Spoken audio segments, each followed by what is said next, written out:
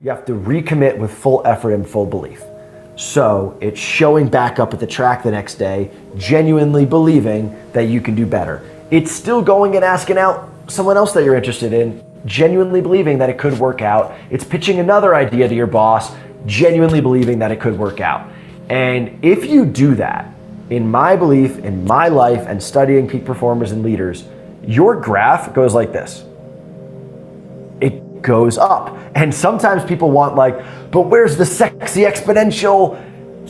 If you just do that and keep your head down at something, and you pick up your head in 6 weeks, and then 3 months, and then 6 months, I freaking promise you, this thing that you thought would be impossible will now just be part of your life. Hello, everyone, and welcome to another episode of the Oto Gomes Crypto Show. I am your host, Oto Gomes, and today we have a brother from another mother, Alex Weber. Alex has positively impacted over 3.5 million people worldwide to overcome their challenges, fears, and even failures to achieve their highest goals.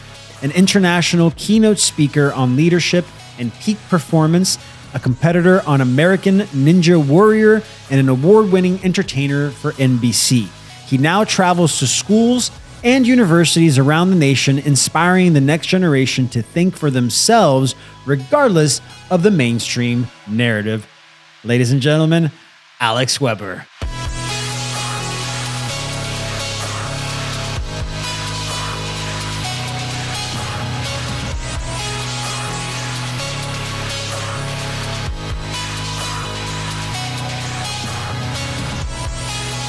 Ladies and gentlemen, Alex Weber.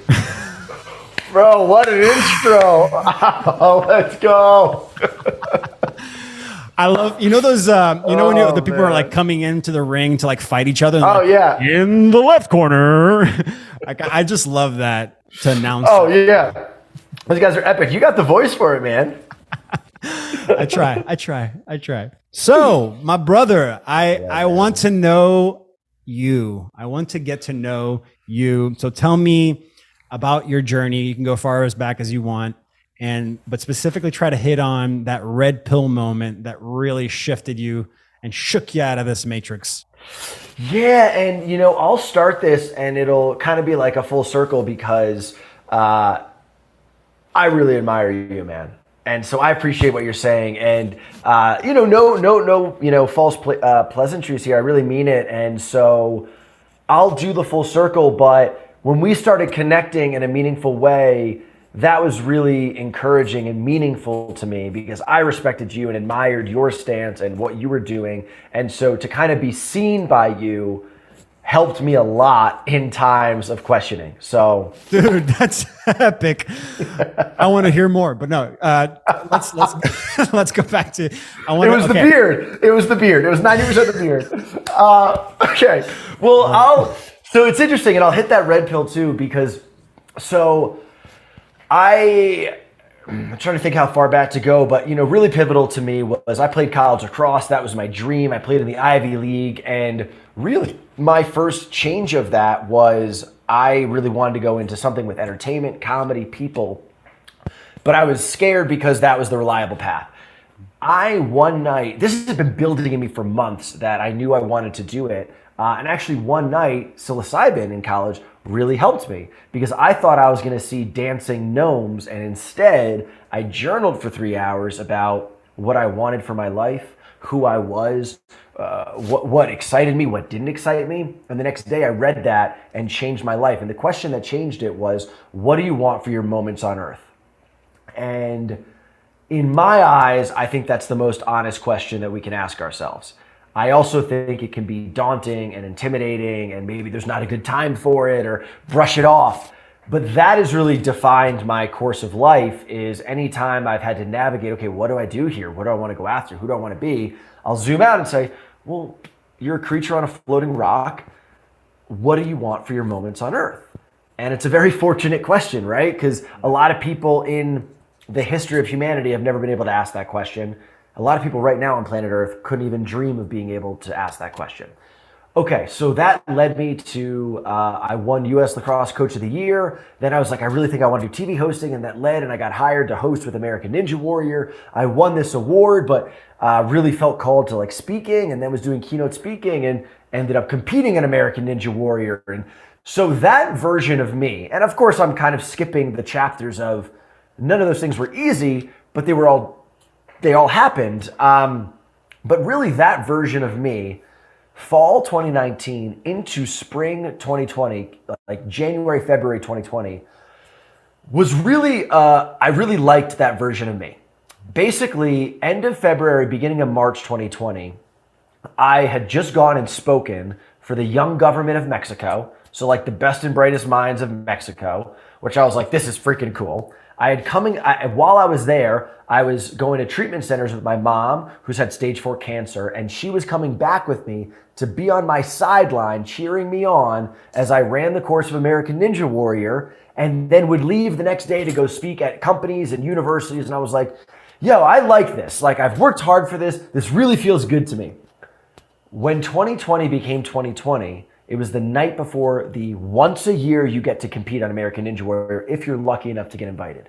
You don't get a season, you don't get 17 games, and a lot of people don't get the rare chance to compete. So the night before is when it got postponed, and that really rocked me. 2 days later, I broke my hand. All my speaking work got wiped. I was going through a breakup. I felt like I lost a dream for me and my mom, and I was just done. I was done. I've been a very go-gettery, positive person my entire life. I was done, man. And after I was really depressed, like suicidal thoughts for a few months. And as I was kind of like, that next 6 months and picking myself up and coming out of that, I also started to have some moments of like, I'd always written off politics and mainstream media and news and government as just like, and big companies, corporations is like, yeah, that they're doing BS stuff.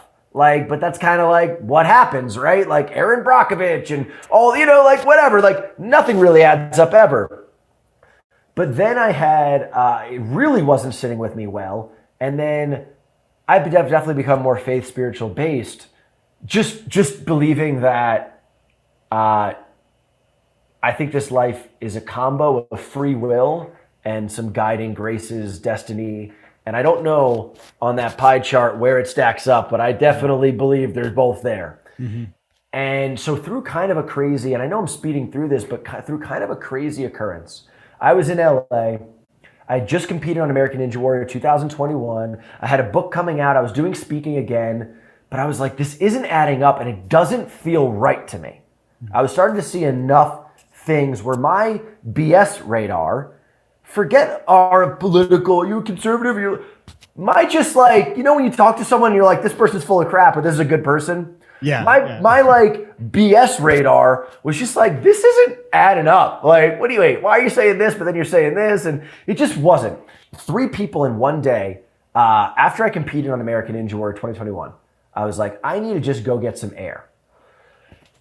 So I was going to just drive an hour outside to this little lake town outside of LA. 3 people, 2 of them I'd never met before. The third was my mom, said, have you ever been to Boulder, Colorado? And I was like, that's weird. When the third person said it, my mom, I booked a ticket. I came out here, and another life guiding force led me to, in a pretty crazy way, I was like, okay, I'm going to have another psilocybin experience. And to anyone listening, if you're listening to Otto, you're probably open-minded to this. But if you're not, don't listen to branding.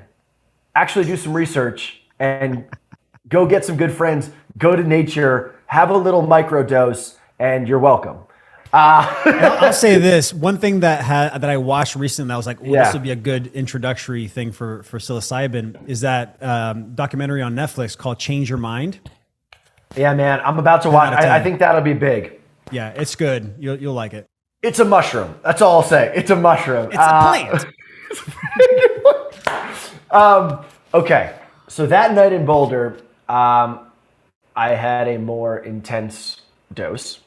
I was alone. And that was the no going back moment because it was just like, oh my gosh, there is good and evil. There's always been good and evil. And this is as evil as there's ever been. Whatever comes into your mind right now, if that was an evil person, that was an evil event, I can't believe that happened. Yup, that's exactly what's going on right now.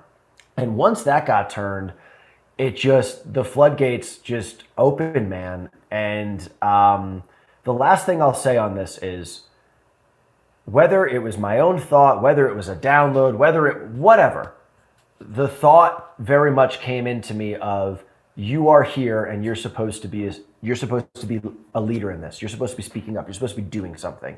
And it said, leap and people will catch you. Again, if I came up with that thought, if it came from somewhere else, whatever, but that thought, leap and people will catch you. Here's why I bring it up. From April 2021 till August 2021, I kept my mouth shut because I was scared of what people would say. I was scared of what it would happen to family, personal, professional, relationships. And brother, that was the most depressed and suicidal I've ever been in my life. And what I say is, you go to sleep with your soul. You can't outrun that. So if you know you're supposed to be doing something, and then it got to a point, man, where I was just like, this pain is so bad that whatever comes, even if it's people distancing themselves, or I lose work, or I lose friendships, or even family, I know this is why I'm here. And I basically just kind of started speaking up, making videos from there, and hasn't been an easy one, but I feel a lot more at peace. I'll tell you that much. I love that. That was actually going to be my next question, is like, what was the moment for you that, helped you speak out, like start to speak out about everything that was happening? And so I'm glad that you answered that. But it sounds to me like you're just listening to your body and your soul, and you're like, oh, this is not sitting. Yeah, 100%. And I can deep dive on this. There's different ways. And one tactic that I did was comedy in the beginning, making comedy videos, which definitely that just helps, bridge gaps and all that. Yeah. But then it got to a point. Gosh, I'm going to sound like, I am a psychedelic enthusiast. I still felt like, am I supposed to do something more? So it called me to Peru. I went to the Amazon, had an Aya trip, Aya journey there. Was that recent? Like in 2021? November 2021. Yeah. Arcana, amazing people, super real deal, honored ceremony. And then I came back from that and shot from the hip a lot more. Well, you start aligning the body with the spirit and the mind and the soul. It's like, there's no thinking anymore. It's just like, blah. It flows out. Yeah. It's the truth. It's truth. Yeah. That's amazing, man. I love that you came to that awareness. I'm glad. I'm grateful that you did, because the work you're doing, I was just going through your website and just the stuff that you've done already. And also the stuff that you're posting on Instagram. It's amazing. It's great. Thank you, I see on the Instagram post the shift, the pivot that you did. And it's great. I love it. It's powerful. You have an energy. You have an energy about you. And thank you, brother. And it feels as though when you fell into that alignment, that energy just became clear, like a fine laser point, Well, I can't tell you how much I appreciate that. And it's the thing that I'll share just on that briefly is, for so much of my life, I've been positive, smiley guy, people pleaser, because I was accepted, I was liked. I even got career stuff because people were like, oh, he's smiley and positive. So, we're human. We take that in and we're like, I guess I'll do more of this. But underneath that, and that's why I used to love coaching sports, was I have a lot of heart, I have a lot of fire, and this has been such a big journey for me, I can only say, well, you're certainly not a people pleaser, because the amount of hate I get, but I feel more true to who I am. And so I'm grateful for that. Right there. I want to put my hand up and say I relate dramatically to that. I was always a people pleaser. I used to call myself a chameleon. I could chameleon myself into any situation and be liked and be in the background, but still be at the forefront. Yes. It's this like weird mix. And I can see that. I can see it because I think it's the people that fall into that category are like happy people, because it's like nothing can bother us. Yeah. Nothing bothers me. So that's great.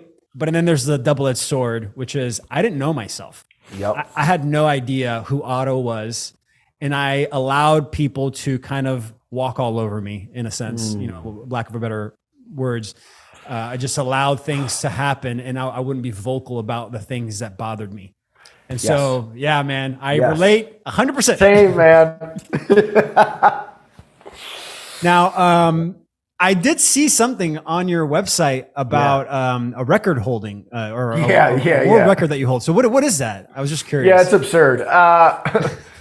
It was back in 2015, and we my best friend, you know, one of my best friends, Rob Moore, amazing guy. He's a comedian. He's in Chicago. I was a comedian in LA, and we had a third friend, Ilya. And we would meet up and work on little projects. And Ilya one day mentioned that he FaceTimed with his best friend in London every day. And we're like, that's a bit intense. And again, this is 7 years ago where like we're pre-Zoom. We're really pre-FaceTime, really like. That's a little too much for back then. Yeah, I see what you mean. Yeah, it was just like every day, like not like once a week, a couple times a month, like.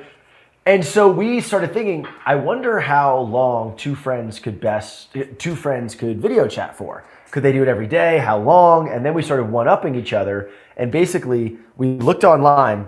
There was a world record by these two teenagers in Australia. And they had FaceTimed or video chatted for 10 days, but they just kept it up in their house. They could go about the day.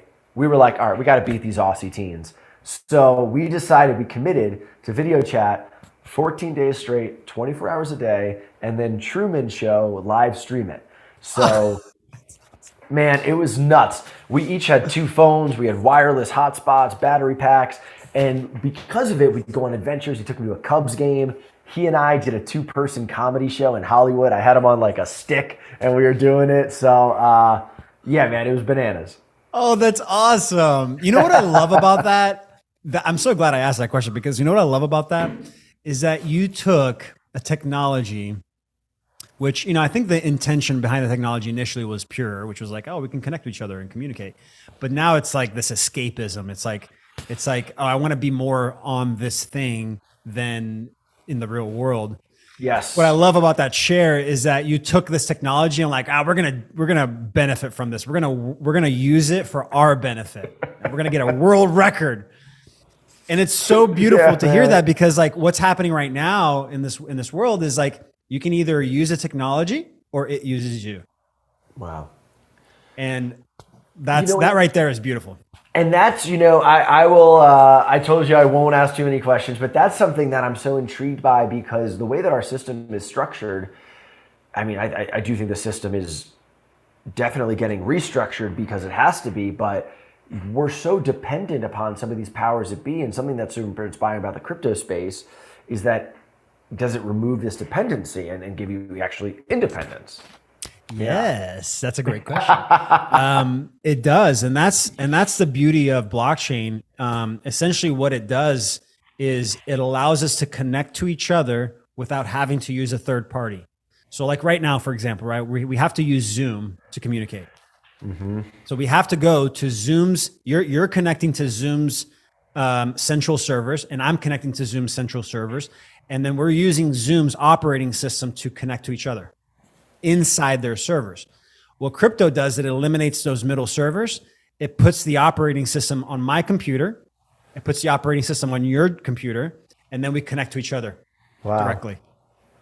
Right. So what does that do? It eliminates that third party from harvest data or data harvesting, siphoning, energy, for finances. Like when I send money to someone across the world, I have to pay a third party. Crypto eliminates all that. So that's what's really great about it. Now, can it be used for evil? 100%. All you got to do is create a filter, right? Create a mill filter for that communication. And so that's the manipulation that's happening in the space right now. We're having a lot of the mainstream corporations coming in and wanting to use it, just to perpetuate the same thing that they've been doing forever. Yeah. And not to go too deep on it, but, my conspiracy mind, which is not a conspiracy mind. It's just, it's real mind. Trust me, the more I talk about this stuff, the more I'm like, oh yeah, I guess this is conspiracy, but I'm talking as like, this is what it is. This is just what Yeah, and it's like we know how people work. If you're a big company or a big organization, big corporation, and crypto's hurting you, I just think that this decline that it's in right now was probably engineered by some corporations or some banks or things like that. And I don't think it'll be forever. I hope not, but yeah, we'll see. with crypto specifically? Well, with crypto specifically, I mean, I'm kind of in the long haul with it. Of like, I'm just going to look at it in 5 years. But yeah. Yeah, no, I mean, but everything that's happening in the market in general right now, it's part of the plan. It's part of their plan, and that's actually something that I've been trying to slowly teach people is like to disconnect from the projects that are being manipulated by the narrative, because they're allowing that to happen. You don't have all these projects don't really need these tokens for them to work, and so they're using the tokens to manipulate the narrative of the projects themselves instead of using the projects for what they're meant for. Yeah, that's a rabbit hole in and of itself. I'm intrigued, man. Yeah. All right. Well, let's get back. I want to get back to. We'll circle back to this because I have some crypto dialogue that we can go back and forth on. So I know that you're traveling around and you're going to schools and talking to students about, stepping into their power and being the best versions of themselves. Peak performance. I love that, by the way. Peak performance, because it's not just about performing; it's about performing at your best. Yeah. And I have a question. In your experience in going to these schools, and also your own experience in school, why don't we have more embodiment classes, like in classes that put you in it? And why are we still in these same old tired systems, where we're just like in a chair and regurgitating stuff? It's such a good point, man. And so I do love what I do. Like I love it so much. And so it'll be speaking at associations, organizations, universities, schools. Oddly enough, but really not oddly enough, the mission statement doesn't change depending on if I'm speaking to like a 45-year-old executive or leader of a company and then a high schooler, the actual core message doesn't totally change, which really I think makes sense. Obviously the examples, the language changes because they're different phases in their life and all that, but really what I'm biggest on is who do you want to be and what do you want? And if we can actually bravely answer that, and most people won't bravely answer that because limiting beliefs, or no, someone once told me I can't do that, so I'm not going to do that, or fear of embarrassment or judgment, so they'll never actually go for these things. But if you really get a little bit just of like, okay, yep, that's exactly what I want to do. Awesome, we can systemize it, we can get a process, and you can do it. But to your question of, basically the stagnant nature, I think what a lot of companies have discovered, and even like, the university model of like, you have your classes, but then you can kind of walk around, you have some independence, you have some freedom. I remember how much my high school experience changed once we all got our license and we could like go out for lunch and, things like that. But I'm even like today, I've had a few meetings and podcasts and I probably have sat still for, 3 hours. And I'm like, I'm going to go bonkers. And I can't even imagine like the fact of being a 12-year-old or a 15-year-old and sitting still for 8 hours a day? Are you kidding me? Every day? And if you don't, we treat you like a problem. Or we pill you. Right? Or we give you some pills. Exactly right. And my brother's not big on social and all this, so I want to be very respectful, but my niece is very energetic. And one thing I've said with him, which is a positive, is it's tough for her to like sit still in class. We have we live in an odd place because all of the things that you get almost reprimanded for in school, talking too much, thinking for yourself a little too much, asking too many questions, being a little too rambunctious. Once you graduate, those are exactly the traits, skill sets, and abilities that lead you to actual real success. You just got to kind of weather the storm of education until you can then be like an unfiltered free body. Gosh, you're optimistic. I'm like, weather the storm, get rid of these stupid organizations that are suppressing us. I'm with you, man. Yes, I see what you're saying for sure. But so how do we do it? Because living in Colorado, and I think just our networks, I see people doing homeschooling. I see people who have the means to maybe send their kid to like you know, a different kind of education place. But if you're, let's just say, a single parent and you're living in a city, and where do you send your kids such that you can go to work? I don't know the answer to that. That's an interesting question, because if once you start to peel, in my opinion, this is my opinion, but I feel like once you start to peel back all the layers, every single layer, even how you make money, what is worth, where is self-worth? Where does it lie for you individually? Is it inside of you? Is it outside of you? Are you pursuing more money, or are you pursuing the passion? You know, is something that brings you joy. All of that plays into it. And it's not as simple as, you know, where do I put my child because I need to go to work? It's like, oh, this is many, many layers. But yes, I think this is a much bigger hydra of a situation than we're aware of. You're right. You're right, man. And it's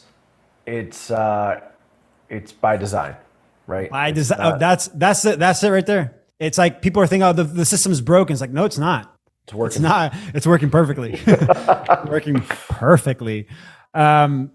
So I know you're an author. You're an author. Thanks, man. You wrote a book, Fail Proof. So tell me about Fail Proof. I just posted a reel today, or it was yesterday, I think, that talks about failure. And cool, I was on a podcast and somebody asked me like to say one thing that I can leave all the students or people with. What would it be? And it'd be fail hard. That's great, man. That's great. So tell me about your book. I love that. And I think I've had such a relationship with this word since American Ninja Warrior, because I never really thought about this word except for the academic sense, you know?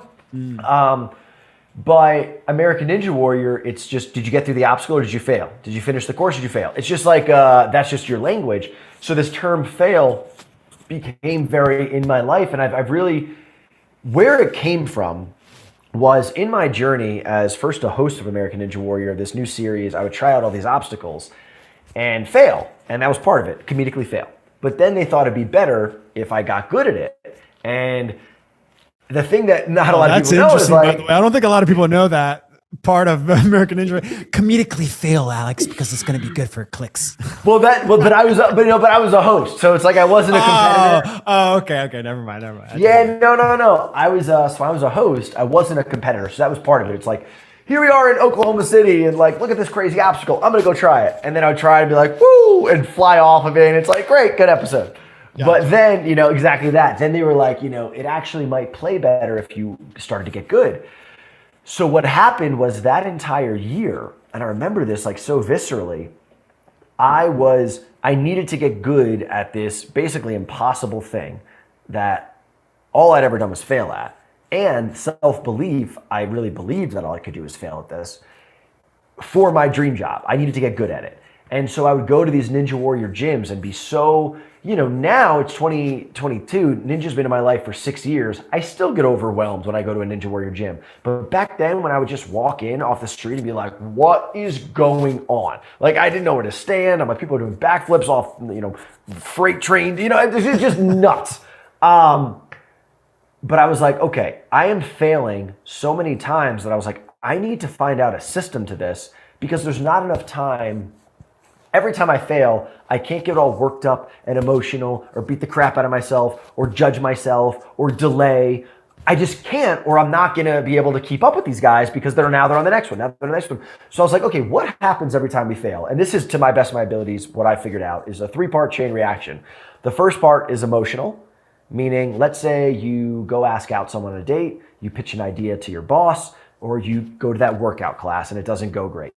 You look at the scale and your weight is way heavier. First thing is an emotional reaction. And that depends on your hardwiring. Some people, pretty flatline. Some people are like, what the flippin', you know, they freak out. But the quicker that you can handle that emotion and just be like, so now if I were to fail at something and be pissed off or embarrassed or frustrated, it's like, all right, I'm pissed off, I'm frustrated, or I'm embarrassed. Okay. Shake it off. Yeah, it's just like, all right, man, how quick? Do you need to dwell on this? Does this have to take hours? Or can we try to get through this in about a minute? Can we get through it in a minute? You know? And then the next thing is, I call it the actionable takeaway, but it's your golden nugget. It's just, why didn't it go great? So, all right, you're starting to run. You want to get let's say you want to get a 6-minute mile, whatever your goal is. I don't know. That's super specific. and it didn't. I don't know. Are you stretching? Are you hydrating enough? Have you just not run enough? Are you know, what is it? Just learn one thing. There's probably 1,000 things, but what's one thing? Some people never get there because their emotions just blind them the whole time. And the third one, which is the most elusive to people, is you have to recommit with full effort and full belief. So it's showing back up at the track the next day, genuinely believing that you can do better. It's still going and asking out someone else that you're interested in, genuinely believing that it could work out. It's pitching another idea to your boss, genuinely believing that it could work out. And if you do that, in my belief, in my life, and studying peak performers and leaders, your graph goes like this.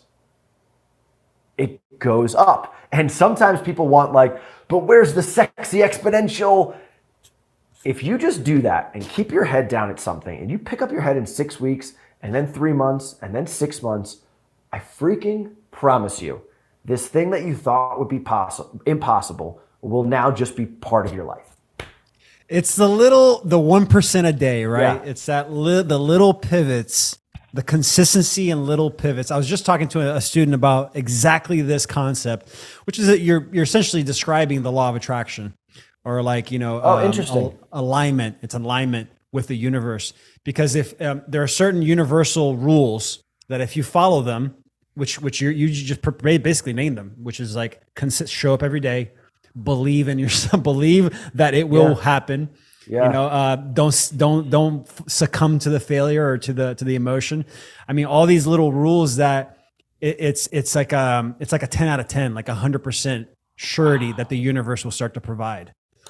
And the belief is really the one that I've had to work on, because I've had a lot of inadequacy beliefs and not feeling worthy. And I honestly have to work on that every day, that I do deserve it. It's okay. I'm enough. I'm worthy of it. And believing that it's happening, right? But you're so right, because, I'll talk to some people who think, maybe all this stuff is kind of woo-woo. Mm-hmm. And I'll just try to tell them, okay, basically what you're saying and what I'm saying is, if you think about something a lot and you really believe it can happen, and then you dedicate your focus, energy, actions, efforts, words to it, put that on a freaking blackboard. How is that equation not going to equal this unfolding? I trust myself more than anybody in the world.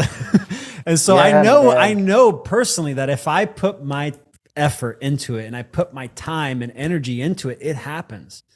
And again, I think that's why it always goes back to, well, you can either listen to those that are teaching it, or you do it yourself. And there's a big difference there. And I think that's why, the education system, I think that's why people have limitations, because of the education system. It doesn't teach you to believe in yourself. It teaches that, the teacher in front of you knows more than you, and you got to listen to what they're saying. When in reality, they were taught by another teacher who was taught by another teacher.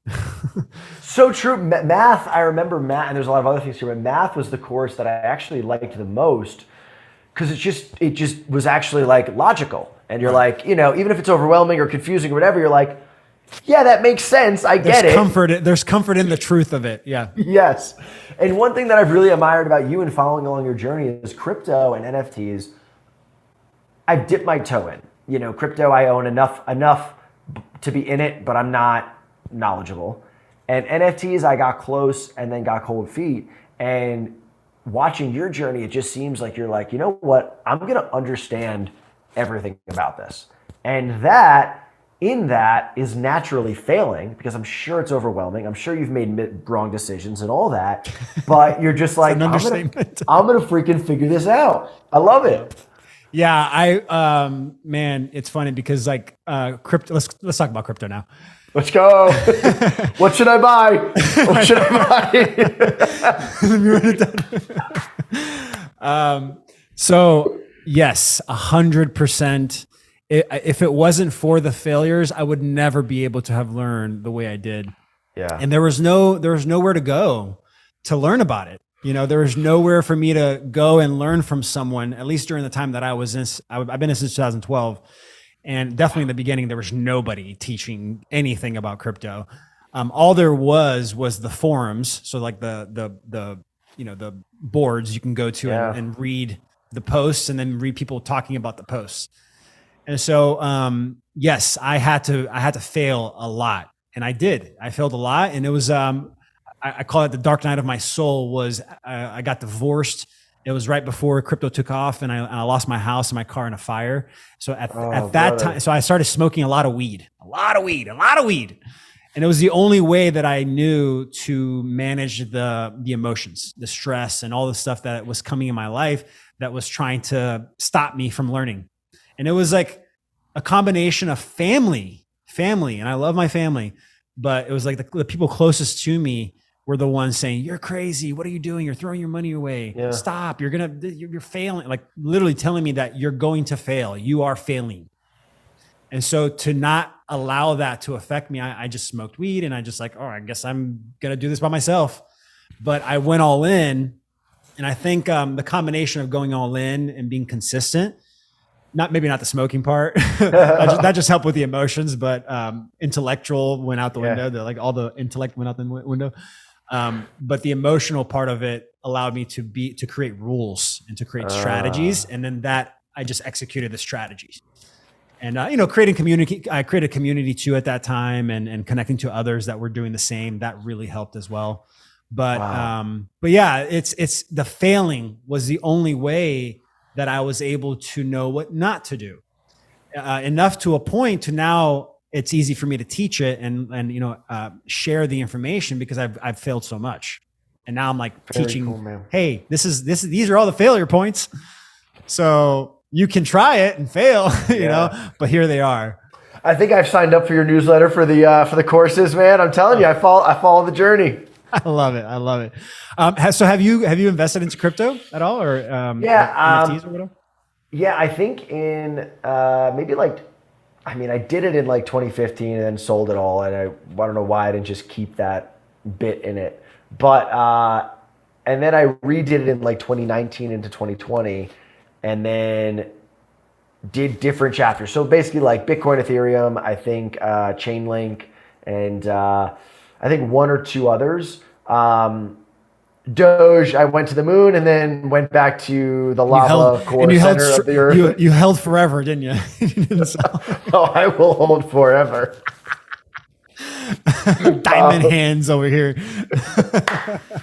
But my lens with it is just, I believe in what it is. I know that if I dedicated maybe more time and energy, I could maybe find the diamond in the rough one. But I'm kind of banking on like, okay, and this is just my lens. I'm like, if crypto is going to be a thing, my hope is that Bitcoin and Ethereum are going to be in that success. Mm-hmm. And so I'm just going to not do anything with it for probably another 2 to 3 years. I would agree. So I definitely have a little larger perspective of it, of the space. This is what I see. All the projects that exist right now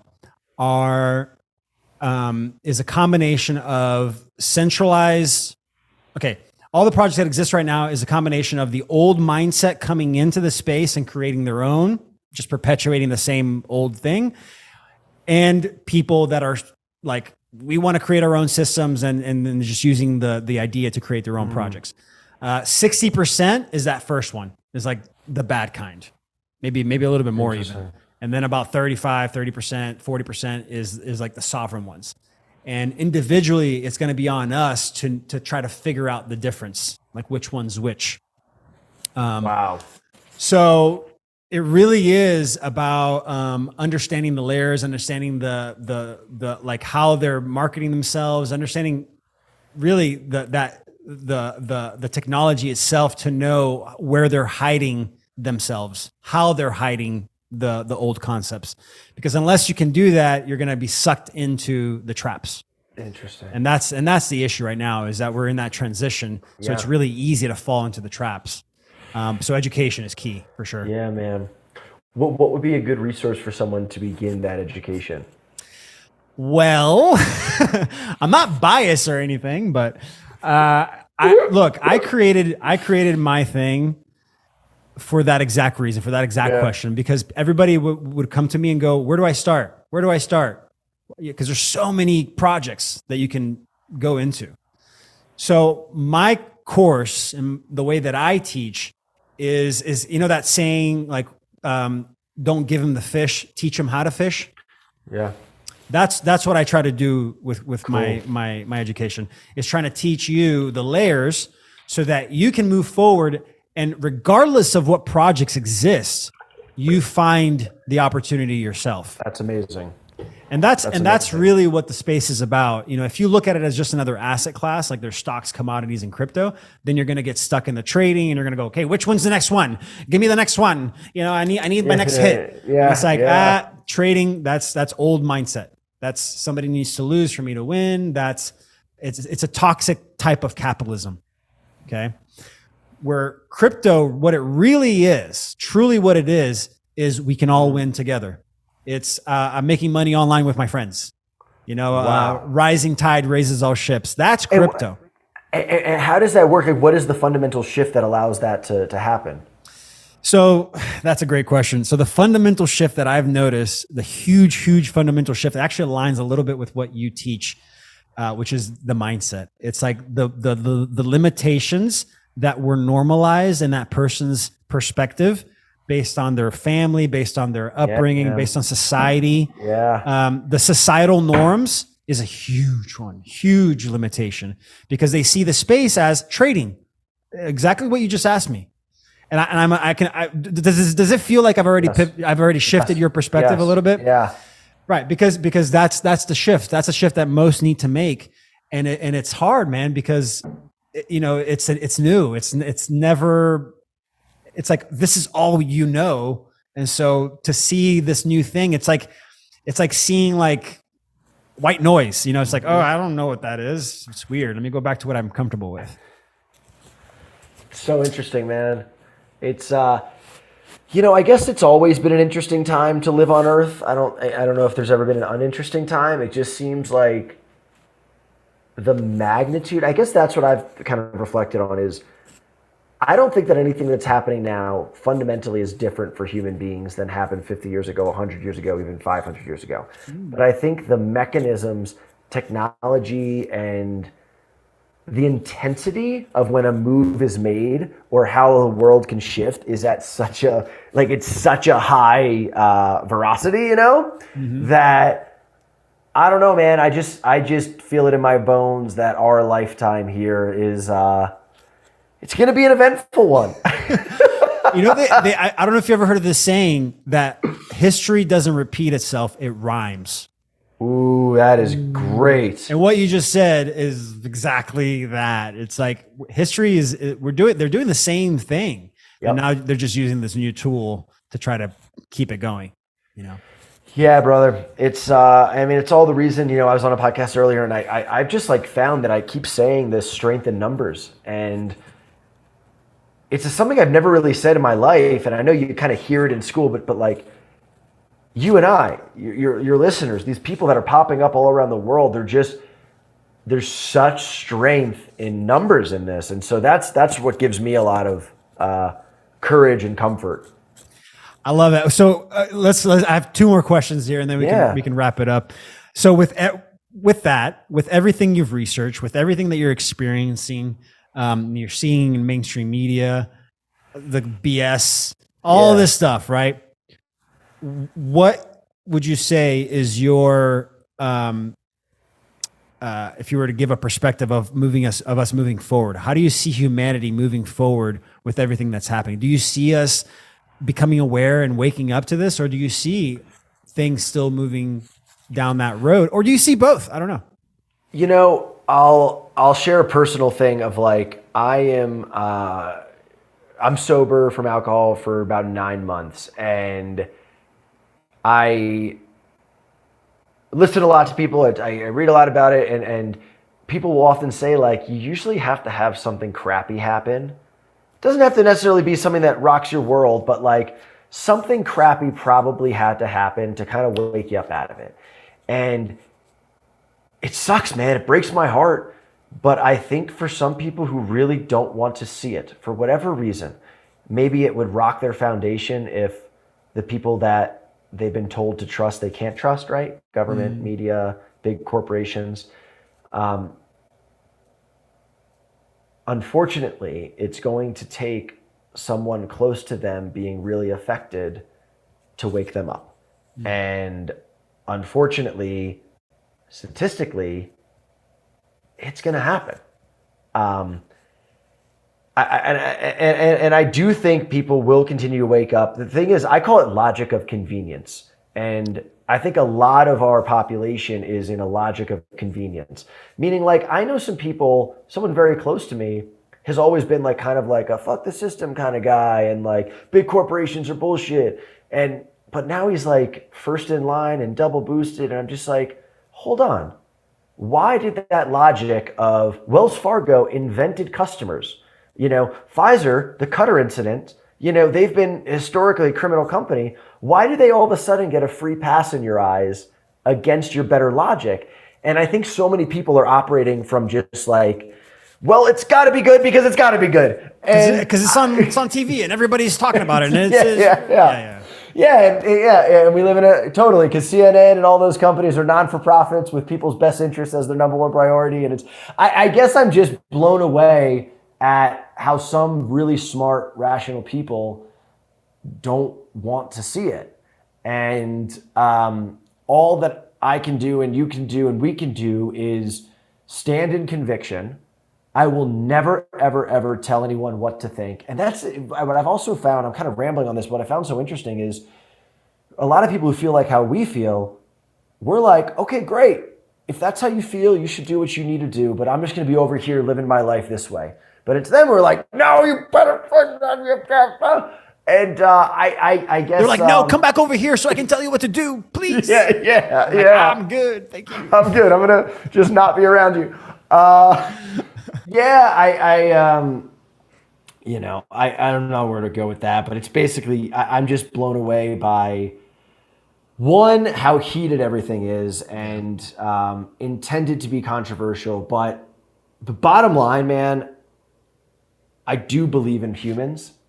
And I just think at its core what this is, and I get chills when you see it. Like when you watch videos of people around the world, Netherlands, Sri Lanka, Australia, Canada, America, when you just see a human being, a creature on its planet, all these creatures, this species, that's where we're at. Real talk, where we're getting to is a species saying, stop with this tyrannical, stop with this oppression, stop persecuting us, stop killing us, literally murdering us, stop. And I just think this is going to get to, it's a war for humanity. Worse before it gets better? Is that what you're saying? I just think the powers that be are never going to stop. And I know I'm never going to stop. I'll die in this. And I know that I'm not alone, man. And I think the depth of how most people feel who are with us are like, all right, let's go. I guess we're in this. No, it is. It is. I can assure you. Yeah. Maybe not everybody that, in the world, I don't know everybody, but every single person that I've met that has been a leader in all of this, they're just like, I guess this is where the hill I'm going to die on. I'm in, Well, you reflect, and just how we talked about human beings throughout history, you reflect back of like live free or die, and that kind of, and everyone, and you're a free soul. And at some point, everyone's got their own threshold here, and it's going to be a different line for everyone. But at what point have you made so many damn concessions? At what point is your life even worth living? When you have to be monitored, fall in line, say this, do this, be regulated, be injected here, move here, can't move here. At what point for each person is that not a life worth leading? You got to find out your line. You got to find out your line. 100%. Where you're going to cross.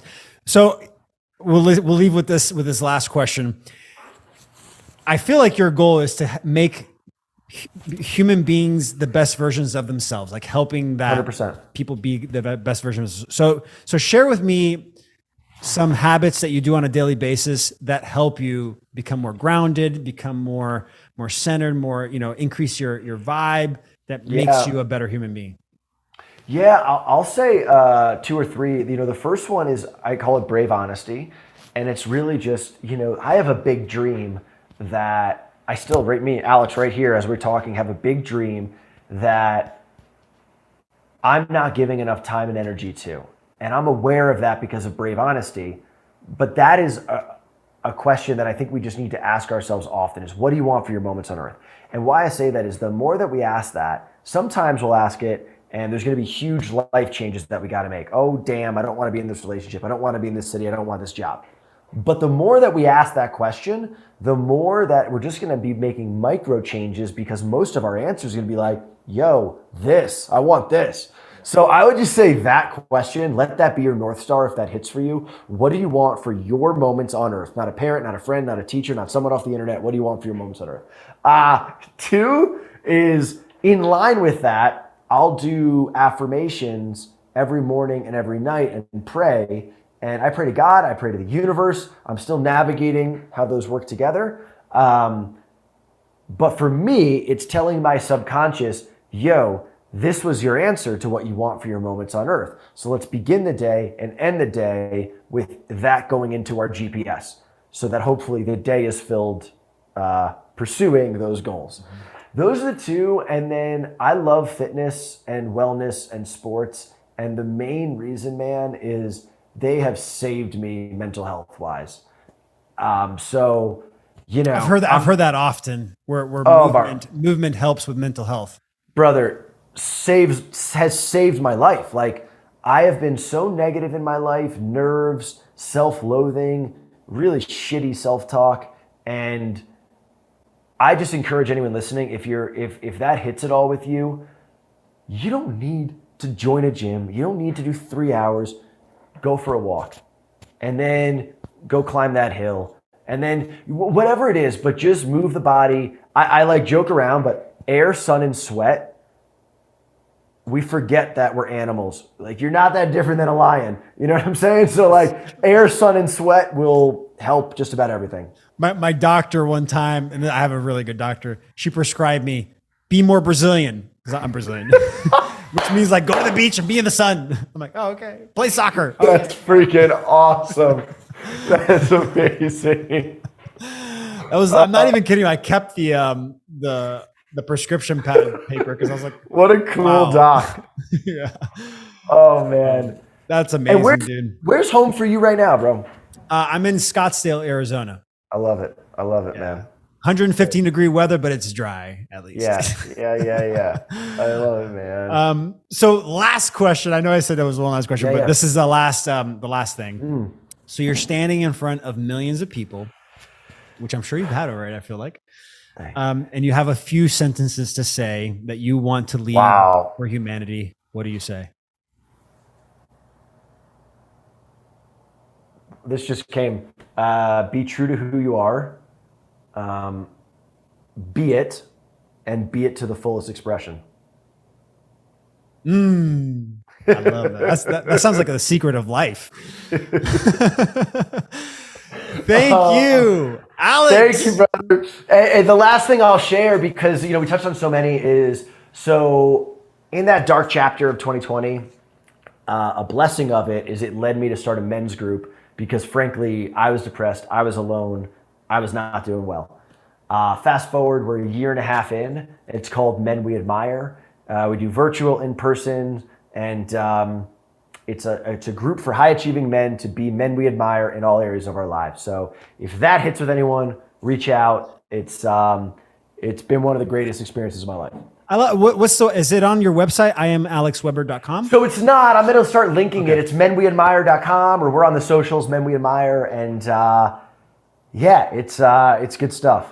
I love that. I've been watching a few of your videos. You're doing like cold plunging and actual men's work. That's good stuff. And I won't ramble on it, but 90% of what we do is we do once a week virtual meetings, and it's basically like the gym or therapy, but you show up for an hour, you got 15 guys who actually give a damn about you, and you're like, hey, I fought with my girlfriend about this, like, I just need some help, or yeah, my boss is doing this, or you're like, honestly guys, I've just been like feeling pretty depressed, whatever it is, and you lose a group of guy friends as you move through life, in my experience. And so this is our way of creating that. Wow. Thank you, Alex Weber. If you want to follow Alex, Make sure you check out his website, iamalexweber.com, or follow him on Instagram or TikTok, I am Alex Weber. Thank you, brother. You were so amazing. This conversation was great, and I'm super grateful again. Thank you for sharing your time and your energy with me. Oh, brother, thank you so much. It's inspiring, and I'm grateful to know you. All right. Well, we'll be in touch. Love you. And always remember, gamify your abundance. Love you guys. Ooh.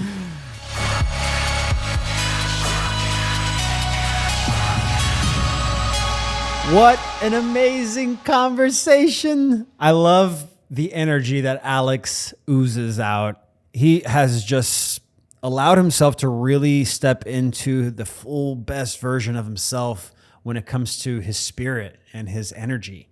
And I see that so much when I talk to him. And I love it. I love that perspective of persistency. Like consistency, being persistent, not allowing failure to stop you. I mean, that is huge.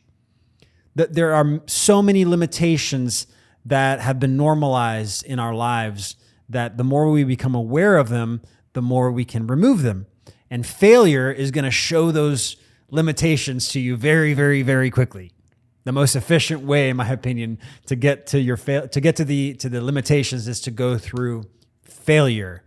And so if you want to dive deeper into that and figure out how to be fail proof, make sure you check out Alex Weber in his website, iamalexweber.com, or follow him on Instagram or TikTok. I am Alex Weber, W-E-B as in boy, E-R. He's on Instagram and TikTok. Follow him. He's cool. And obviously, if you want to dive deeper into crypto, he has some great questions around crypto, and I love answering them because, technology is something that is can be looked at as a tool that can be used for evil, or it can be a tool that can be used for good. And it's a matter of like, are you using it for a good intention, for the intentions that are going to support you and bring more joy for you, or are you allowing that technology to use you? And so having that awareness is super important.